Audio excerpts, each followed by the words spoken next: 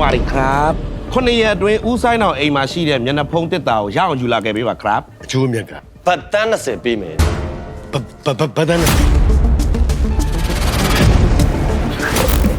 ငါဘာလို့တကားတော့ပိတ်ထားရထင်ပြီးတော့ခက်ခက်ခဲကိုကြော်တက်လိုက်ရတာ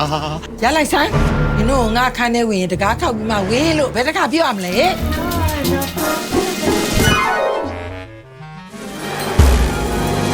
ဘာတရေမှမရှိဘူး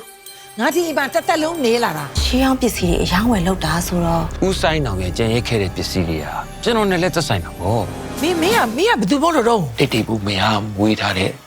တားပါမယ်မင်းဒီစီချာရီလေးနေကချစ်သူသူ့လိုသားလေး အရေးအကြီးဆုံးပစ္စည်းတစ်ခုထားခဲ့တယ်အင်းဝါခက်ကမျက်နှာဖုံးတစ်ခုဝေးရကလာတော့တဲ့စတာနဲ့ပေါင်းဖက်ခိုးရကစိုးစုံတစ်ခိုးလွဲနေပဲဒီတစ်ခေါက်ခိုးရမယ်ပစ္စည်းကတော့ကြည့်နေလို့ကေကြပါအောင်မျက်နှာဖုံးခိုးဖို့ဘယ်လိုလုပ်ရမှာတော့အချိန်မီမတွေ့ခဲ့ရင်ပြဿနာတွေတက်ကုန်မယ်ဗမာများမေးပုံနေတော့ဟာရှိတယ်ရှိမှလည်းတည်တယ်နီးလည်းနဲ့ဝင်နေတဲ့ဗမာမေးပုံခိုးအားခိုးလေခိုးဖို့ချောင်းနေခိုးမဲ့စီရောက်ဖို့ကိုရှာဖွေနေတော့တွေ့ခဲ့ရင်ဒုက္ခပဲအသက်ကိုဖန်နေထုတ်ပြီး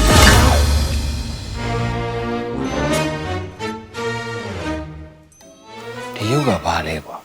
လက်ကညာဘက်ကနေဘယ်ဘက်ရောက်တာလဲဘယ်ဘက်ကနေညာဘက်ရောက်တာလားဒီရုပ်ကတော့တော်တော်သက်ဝင်တာလေဝါရီครับสวัสดีครับมิสเตอร์วิยาปง เบริโคยกทุกครับปะยกทุกเลยครับนับบลูဒ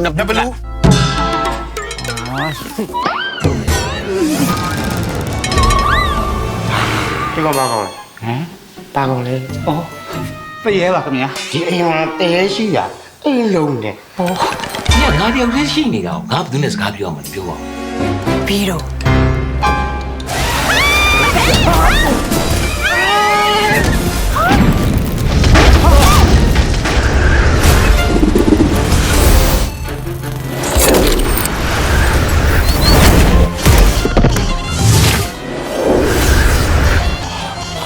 တငယ်တော့ပဲကန်လေကွာ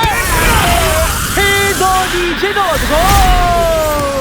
ဟေးတော်ဒီအစွမ်းဘာမို့လွှမ်းနေရပြီဟေး